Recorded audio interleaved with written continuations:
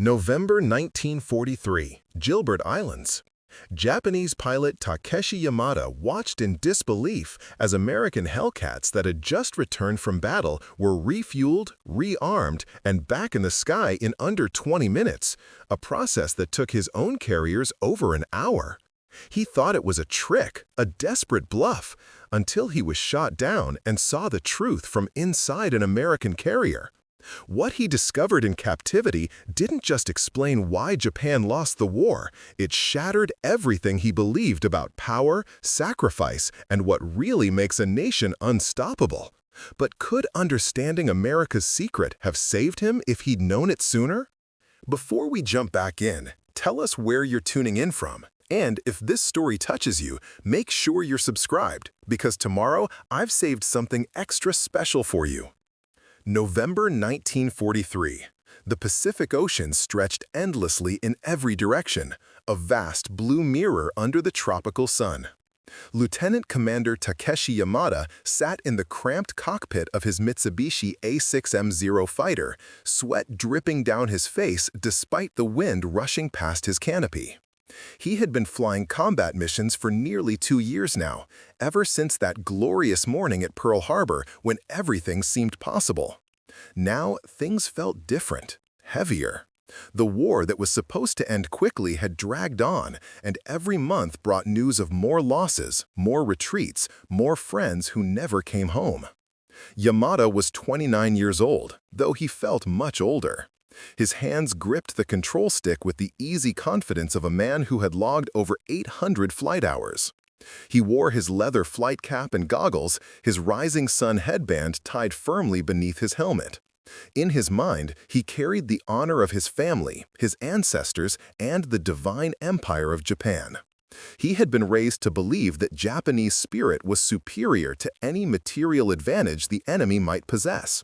His instructors at flight school had told him again and again that one Japanese pilot was worth 10 Americans.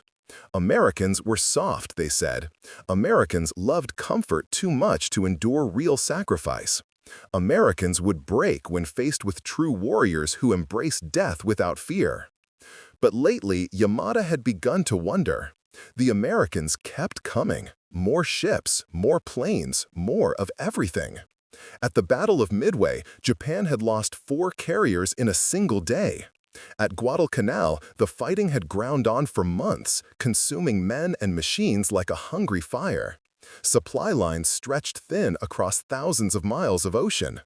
Aviation fuel, once plentiful, was now rationed carefully. Every drop mattered. Every flight had to count. The carrier Yamada called home, the Zuikaku, was one of Japan's finest warships. She had survived Pearl Harbor and fought at the Coral Sea. Her flight deck was polished wood, maintained with pride by crews who worked from dawn until deep into the night. But operations were slow.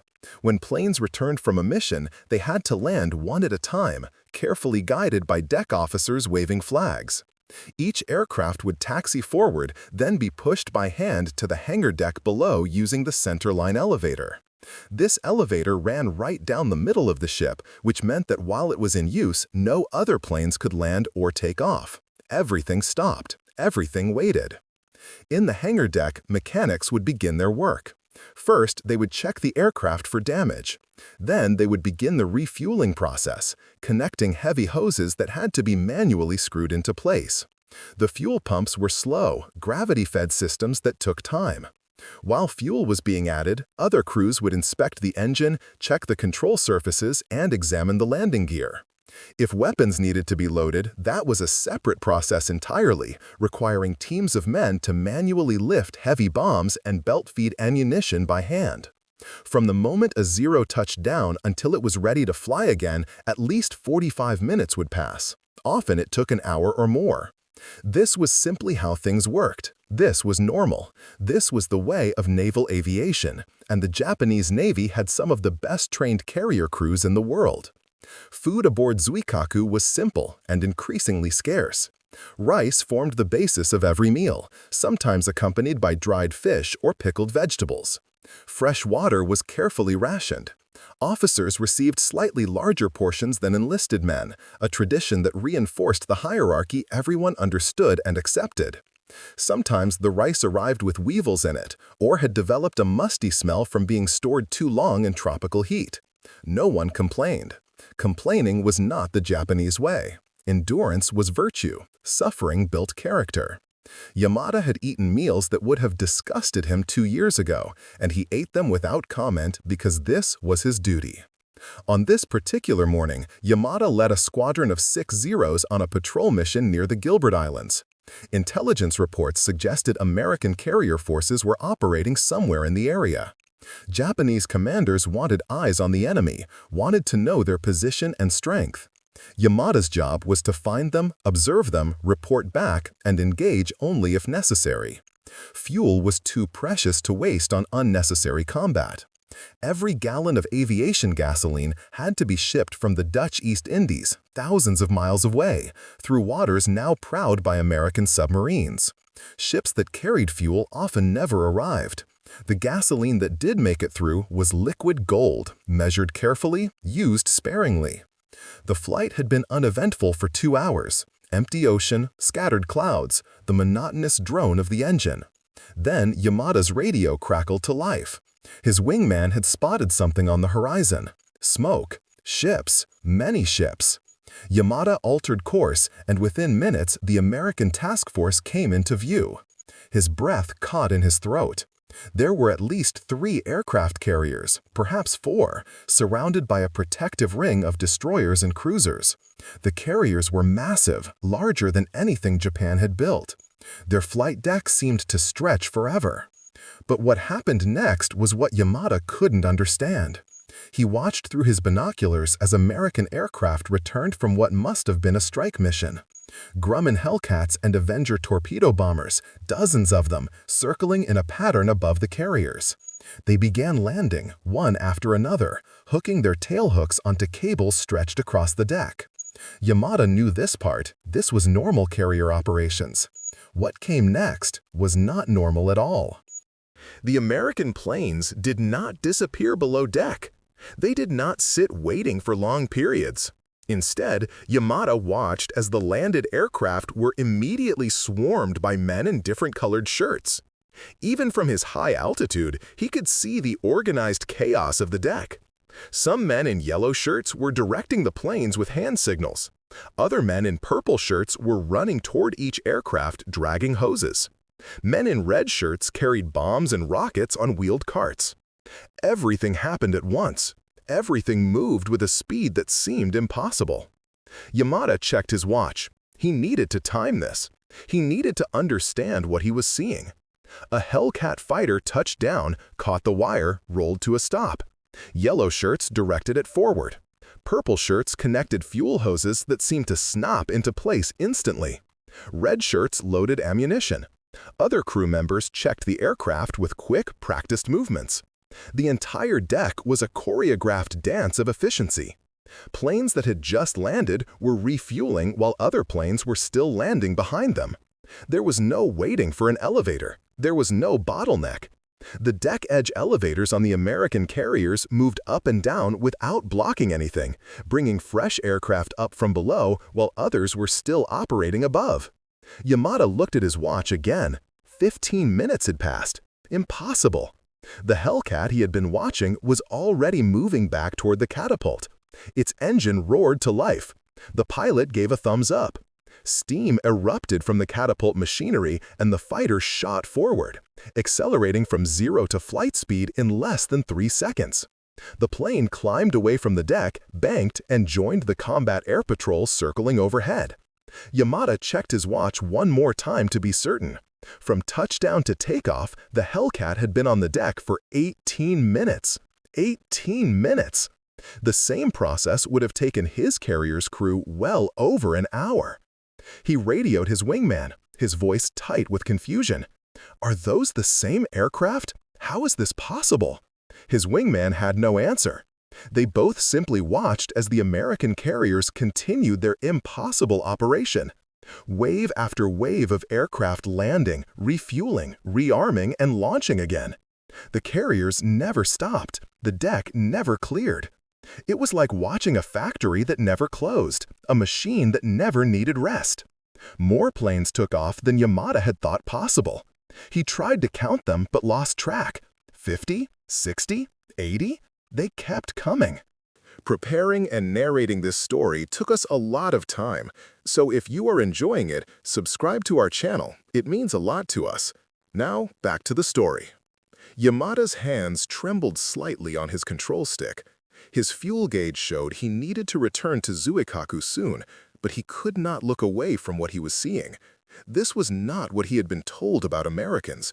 This was not the soft, comfort-loving enemy his instructors had described. This was something else entirely. This was industrial power made visible. This was an efficiency that seemed almost inhuman in its precision. Every movement had a purpose. Every second was used. Nothing was wasted. No time, no fuel, no motion. As he turned his Zero toward home, Yamada felt a cold knot forming in his stomach. If the Americans could do this, if they could turn their planes around in 20 minutes while Japanese carriers took an hour, then what did that mean for the war? How could Japan compete with this? How could spirit and honor stand against such overwhelming material advantage? He had always believed that Japanese willpower would overcome American industrial strength.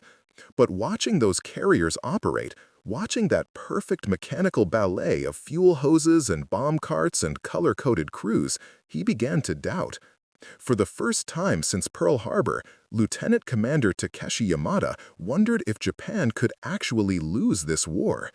And that thought terrified him more than any enemy fighter ever had.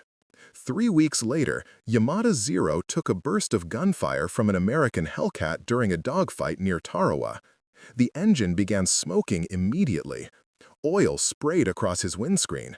The control stick went heavy in his hands. He had perhaps 60 seconds before the engine seized completely. Below him stretched nothing but ocean, but he could see American ships in the distance. He had 2 choices: try to glide back toward Japanese-held waters and certainly crash into the sea with no hope of rescue, or aim for the American fleet and hope they would pull him from the water. His pride screamed at him to choose the ocean. His survival instinct chose the Americans. He ditched the Zero as close to a destroyer as he dared, the impact jarring every bone in his body. The salt water was warm and tasted bitter. He inflated his life vest and floated, watching his beloved fighter slip beneath the waves. Within minutes, an American motor launch reached him.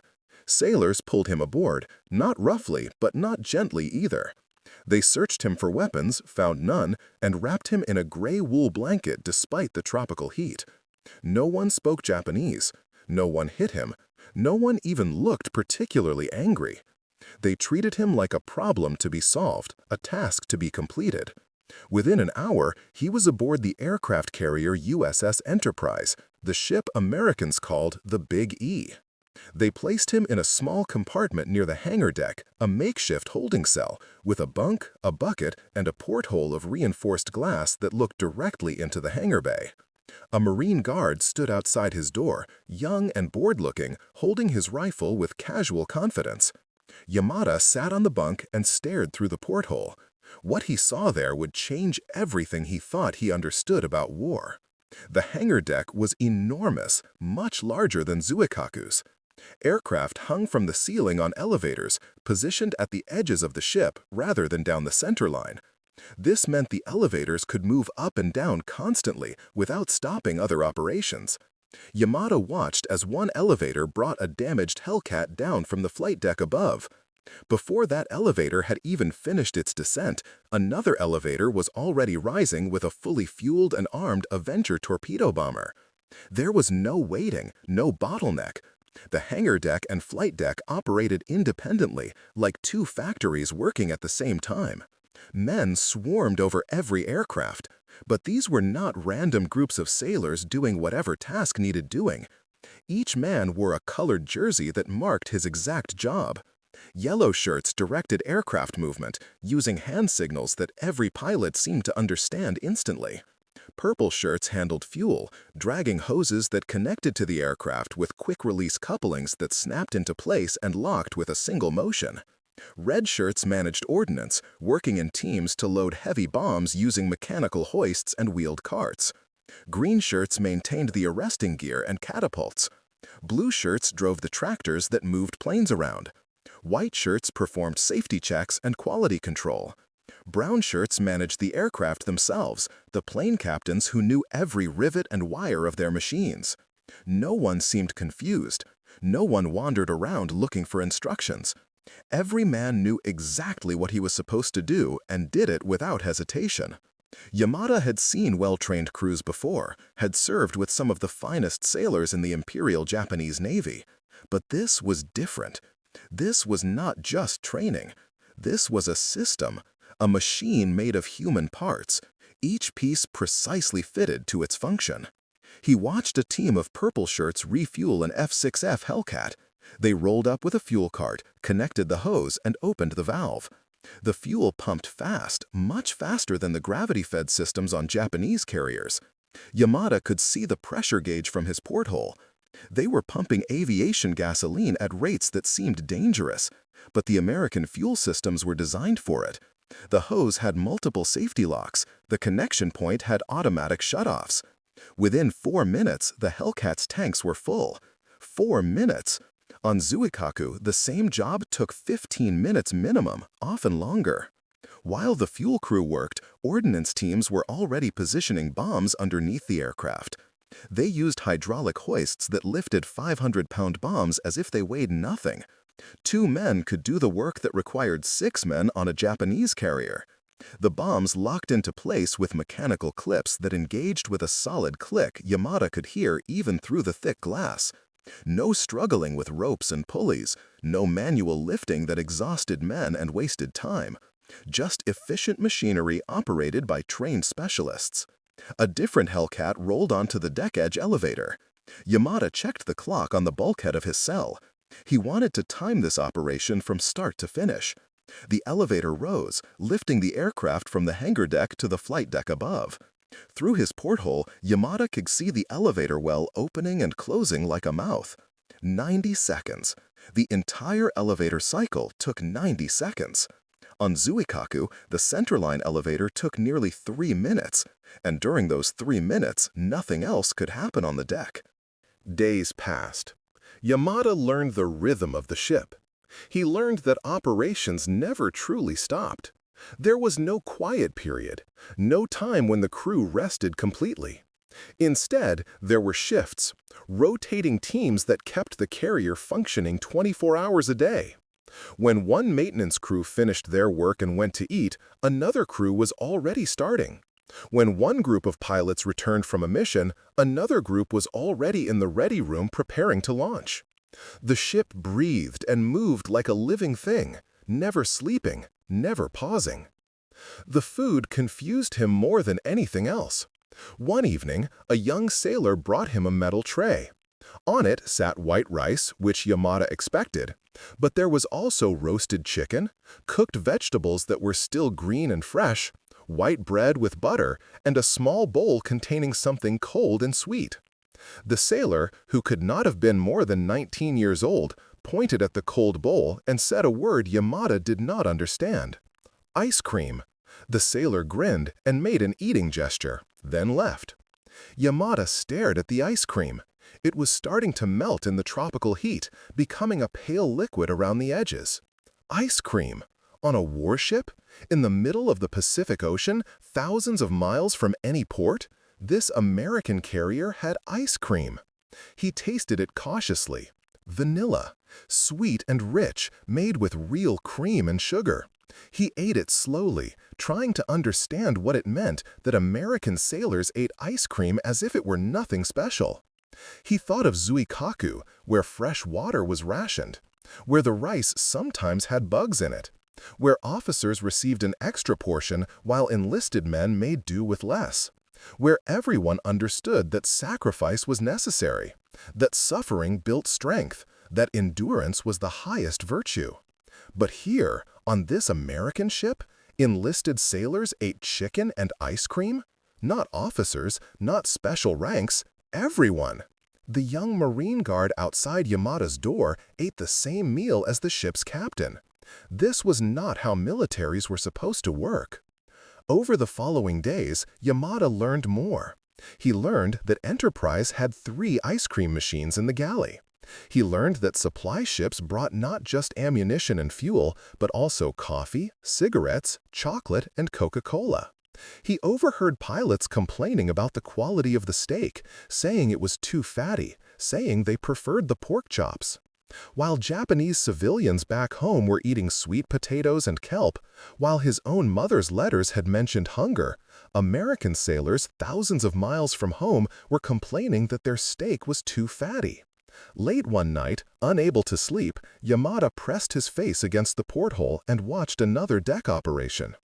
A flight of 4 Hellcats was landing, one after another, each catching the arresting wire and rolling to a stop. Before the first pilot had even climbed out of his cockpit, the fuel crews were already connecting hoses. The ordnance crews were already moving into position with fresh ammunition. The yellow shirts were directing the next aircraft into position. Everything happened at once, a dozen different tasks all performed simultaneously by specialists who knew their jobs perfectly. Yamada pulled out a small notebook he had been allowed to keep, along with a pencil. He began doing mathematics. If an American carrier could launch and recover aircraft 4 times as fast as a Japanese carrier, what did that mean over the course of a full day? If they could refuel a plane in 4 minutes instead of 15, how many more sorties could they fly? If their deck-edge elevators allowed continuous operations instead of the stop-and-start rhythm of centerline elevators, how much more combat power could they generate? The numbers horrified him. An American carrier could fly perhaps 3 or 4 times as many missions in a single day as a Japanese carrier. And America had dozens of carriers under construction. He had heard rumors of shipyards that built new carriers in months, not years, of factories that produced aircraft on assembly lines like automobiles. He had dismissed these rumors as propaganda, as American lies meant to discourage Japanese fighting spirit. But watching the operations on Enterprise, seeing the systematic efficiency of every task, understanding the casual abundance of resources that allowed sailors to eat ice cream while at war, Yamada realized the rumors were probably true. America was not fighting this war the way Japan fought it. Japan marshaled every resource, demanded maximum sacrifice from every citizen, and still struggled to build enough ships and planes. America seemed to be fighting almost casually, with abundance, with systems that prioritized efficiency over suffering. Yamada wrote in his notebook, the words coming slowly in the dim light. We were never fighting America. We were fighting a factory. And the factory never gets tired. The factory never runs out. The factory simply produces endlessly, efficiently, without emotion or honor or spirit. Just production, just systems, just results. He looked up at the bulkhead clock. It was 3 in the morning. Through the porthole, he could see crews still working on aircraft. The night shift. The factory never closed. Even now, in the middle of the night, Enterprise was preparing for tomorrow's missions. The yellow shirts directed, the purple shirts fueled, the red shirts armed. The machine continued its work, indifferent to darkness, to exhaustion, to anything except the systematic completion of tasks. For the first time since Pearl Harbor, Yamada felt something close to despair.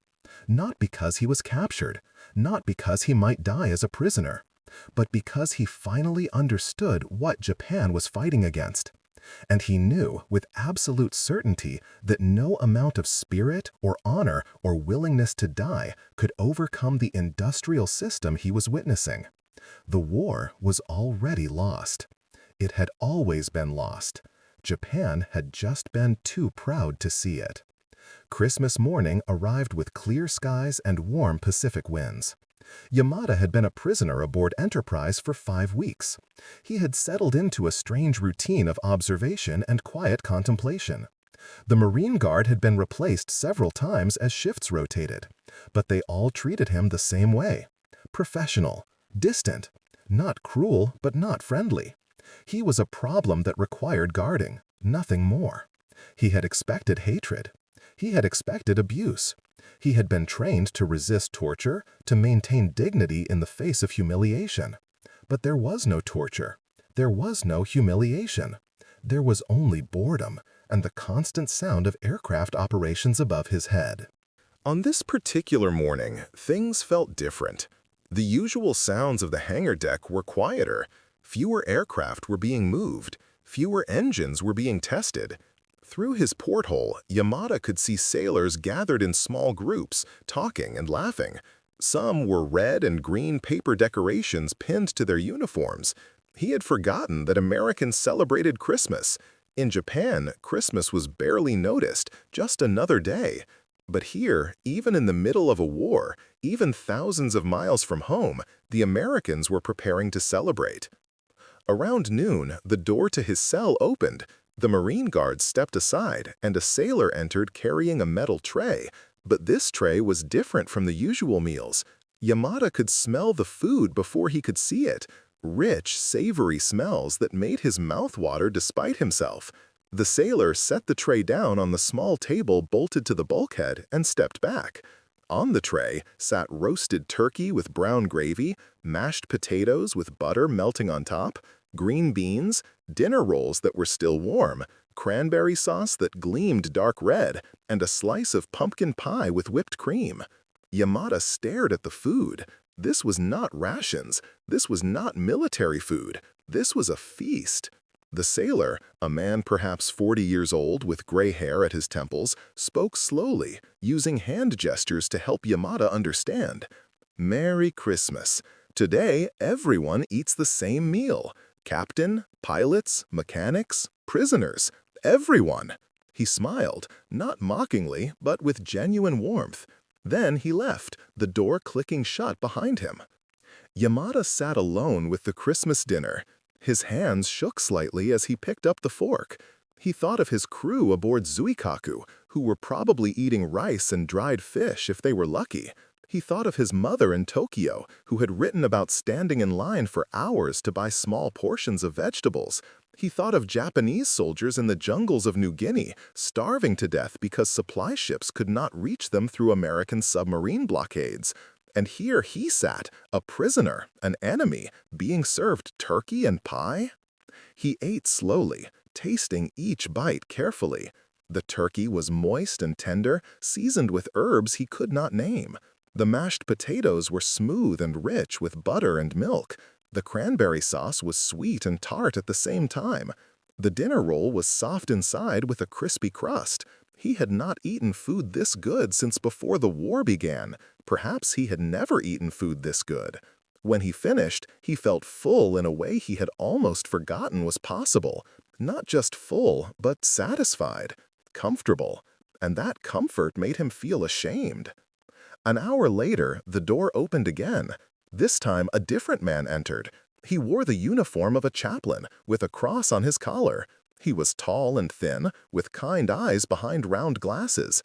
He carried a small card, which he offered to Yamada with both hands, bowing slightly, in a gesture that seemed meant to show respect. Yamada took the card. On it was printed a Christian prayer and a picture of angels. The chaplain spoke in English, which Yamada barely understood, but the tone was gentle. The chaplain was not trying to convert him. He was simply offering a gesture of goodwill, including Yamada in the holiday celebration, despite everything that separated them. When the chaplain left, Yamada sat on his bunk holding the prayer card. He felt something breaking inside himself, some wall that had held firm through years of training and indoctrination. He had been taught that Americans were the enemy, that they were spiritually weak, that their love of material comfort would be their downfall. But what he had witnessed over these weeks contradicted everything. The Americans were not weak, they were not cruel, they did not glorify suffering. Instead, they had built systems that allowed them to fight effectively while still maintaining their humanity. They fed their sailors well so those sailors could work efficiently. They created specialized teams so no effort was wasted. They celebrated Christmas even in the middle of war because maintaining morale was part of their system. That night, unable to sleep, Yamada took out his notebook and began to write. The words came quickly now, thoughts he had been holding back for weeks. I was taught that Americans were soft, that their love of comfort would defeat them. But I see now that their comfort is their strength. They do not suffer needlessly. They do not glorify scarcity. They build systems that allow men to fight without starving, to work without breaking. Our commanders told us that spirit would overcome material advantage. But what is spirit worth when your soldiers are starving and the enemy soldiers are eating turkey? He continued writing, the pencil moving faster across the page. Our carriers could launch 60 planes twice a day. Their carriers launch 80 planes 4 times a day. We prided ourselves on the samurai spirit, on our willingness to die. But they pride themselves on efficiency, on systems that keep their men alive and fighting. Which philosophy wins wars? I thought I knew the answer. Now I am not certain of anything. The next morning, an American officer came to his cell. This man was different from the others, older, with the insignia of a commander on his uniform. He spoke a little Japanese, enough to make basic communication possible. He asked Yamada about his experience as a naval aviator, about his training, about Japanese carrier operations. Yamada hesitated, unsure if he should answer. But the officer was not interrogating him for military intelligence. He seemed genuinely curious, like a professional wanting to understand how another professional approached the same problems. They talked for over an hour. The officer explained some of the American carrier procedures, the color-coded teams, the deck-edge elevators, the rapid refueling systems. He spoke with pride but not arrogant, explaining these innovations as solutions to practical problems. How do you launch more planes in less time? How do you keep operations running continuously? How do you reduce the danger to deck crews?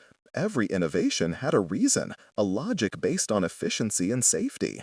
Then the officer showed Yamada something that completed his transformation. It was a magazine called Life, with glossy pages and color photographs. The officer opened it to a photo essay about American war production. Yamada saw pictures of shipyards where aircraft carriers were being built in enormous dry docks. The caption said these yards could complete a carrier in less than 2 years. He saw photographs of aircraft factories where bombers were assembled on moving lines like automobiles. Workers, including many women, stood at stations performing specific tasks as the aircraft moved past them. The caption said Boeing was producing 17 B-17 bombers every single day. Yamada stared at the numbers, trying to comprehend them. 17 bombers per day meant over 6,000 bombers per year from just one factory. Japan's entire aircraft production for 1942 had been perhaps 5,000 planes total, and that had strained every factory and resource the nation possessed.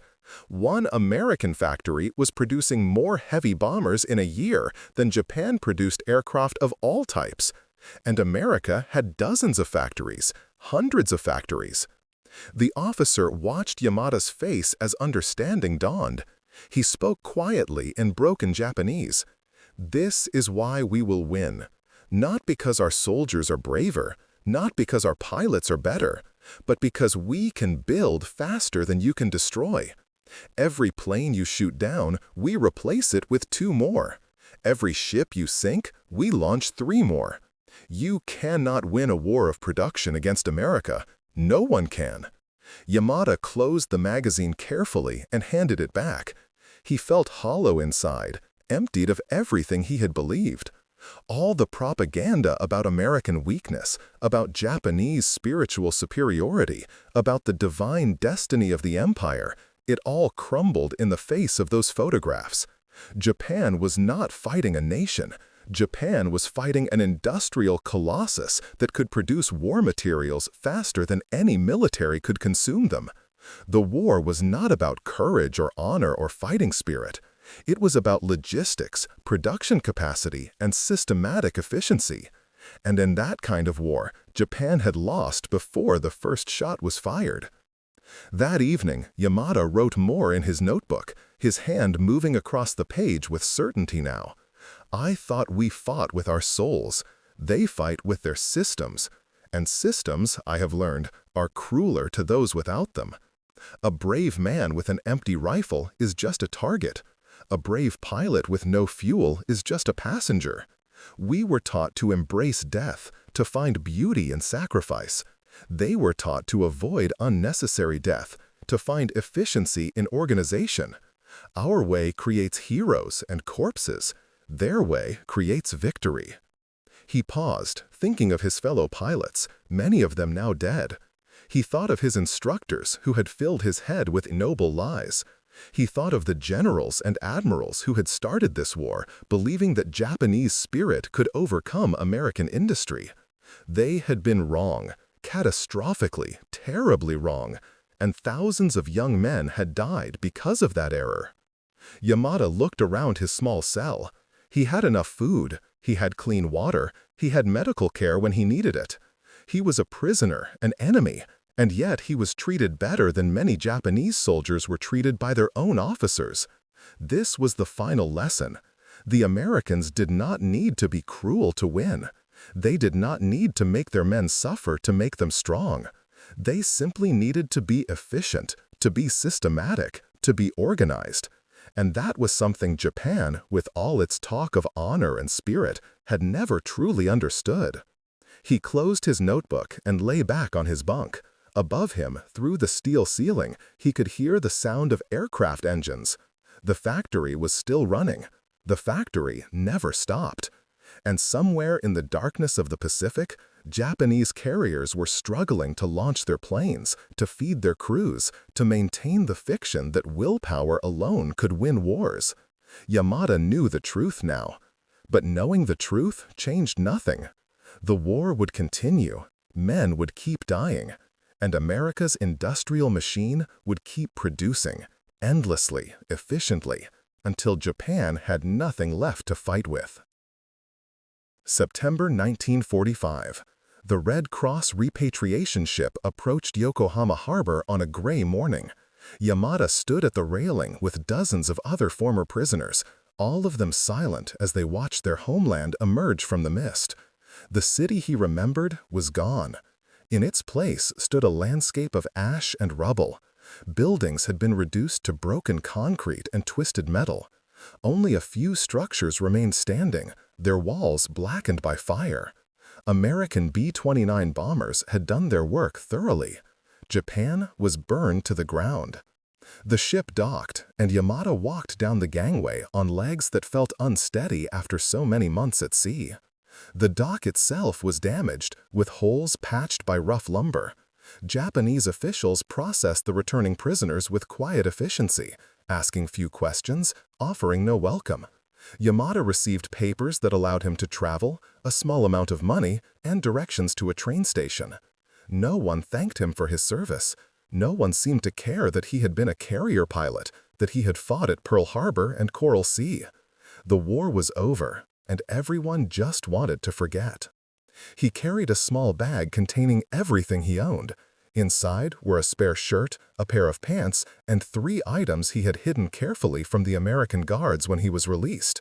A folded copy of Stars and Stripes newspaper showing photographs of American carriers. A Hershey bar wrapper, empty but preserved. A small photograph of USS Enterprise's deck crew, all wearing their color-coded jerseys which a sympathetic sailor had given him. These were his talismans, his proof that what he had witnessed was real and not some fever dream. The train to Tokyo took 6 hours. It should have taken 2, but the rail lines had been bombed repeatedly and repairs were incomplete. The train was packed with people, many of them hollow-eyed and thin. No one spoke much. Yamada stared out the window at the countryside. Rice paddies lay untended. Villages were empty or destroyed. Everything looked tired and broken. When the train finally reached Tokyo, Yamada saw that the capital had suffered even worse than Yokohama. Entire neighborhoods had vanished. The imperial palace still stood, but around it stretched miles of emptiness where homes and shops had once been. He walked through streets he barely recognized, asking directions, searching for the district where his family had lived. When he finally found the right neighborhood, his childhood home was gone. Just a concrete foundation remained, covered in weeds. His heart sank. For a moment, he stood frozen, unable to process the loss. Then an elderly neighbor recognized him and called out. His mother was alive. She had moved to a shelter on the other side of the district. The shelter was a long wooden building that housed 30 families in partitioned spaces. His mother sat on a thin mat in a corner, sewing clothes by hand to earn a few yen. When she saw him, she cried out and stood up, stumbling toward him. Yamada barely recognized her. She had always been a sturdy woman, strong and capable. Now she weighed perhaps 80 pounds, her clothes hanging loose on a frame that seemed made of sticks and paper. She wrapped her arms around him and wept, her tears soaking into his shirt. She kept saying his name over and over, as if she could not believe he was real. They sat together on her mat, and she touched his face, his arms, his hands, checking that he was truly there and not a ghost. She told him about the fire bombings, about losing their home, about the years of hunger and fear. Then she stepped back and really looked at him. Her eyes widened. "You are healthy," she whispered. "You are fed. How is this possible?" Yamada realized that he probably weighed more than when he had been captured. The Americans had fed him well, had given him medical care, had treated him like a human being rather than an animal. He felt a wave of shame so powerful he could barely breathe. Over the following weeks, Yamada walked through Tokyo and saw the evidence of America's victory everywhere. American soldiers occupied the city, handing out food rations to lines of desperate Japanese civilians. Children begged these foreign soldiers for chocolate and chewing gum. The same abundance Yamada had witnessed on Enterprise was now being distributed as charity. American trucks rolled through the streets delivering supplies. American doctors treated Japanese patients in makeshift clinics. The conquerors were feeding the conquered, and everyone knew it. Yamada found work helping to rebuild damaged buildings. The pay was poor, but it was something. At night, he would return to the shelter and take out his contraband treasures. The newspaper, the candy wrapper, the photograph. He would study them by candlelight, trying to reconcile what he had learned with what he saw around him. Japan had fought with everything it had sacrificed everything, had asked its people to endure unimaginable suffering. And it had all been for nothing. America had simply outproduced them, outbuilt them, outorganized them. The war had never been about courage or honor. It had been about factories and fuel and food. And Japan had lost that war before it began. Years passed. Yamada trained as an engineer and found work with companies rebuilding Japan's infrastructure. He married, had children, built a quiet life. He never spoke about his time as a prisoner unless asked directly, and even then he chose his words carefully. But he taught his children about efficiency, about systems, about the importance of organization and planning. He never glorified war. He never spoke of honor or dying for the emperor. Instead, he talked about the danger of believing ideology when reality showed something different. In the 1980s, when his grandchildren were young, they sometimes asked him about the war. One evening, his grandson, perhaps 10 years old, found the old photograph of Enterprise's deck crew. "Were you scared when you fought the Americans?" the boy asked. Yamada smiled, a sad expression that did not quite reach his eyes. "At first, no. I was proud. I believed we would win because our spirit was superior. But when I saw how fast they could turn a plane around, when I saw their systems and their abundance, I was not scared of their weapons. I was scared of their time. They had so much time, and we had none. Every minute we spent refueling a plane, they had already refueled 3. Every hour we spent repairing our carriers, they had already built new ones. Time was their weapon, and we never understood that until it was too late. He looked at his grandson and spoke the truth he had carried for 40 years.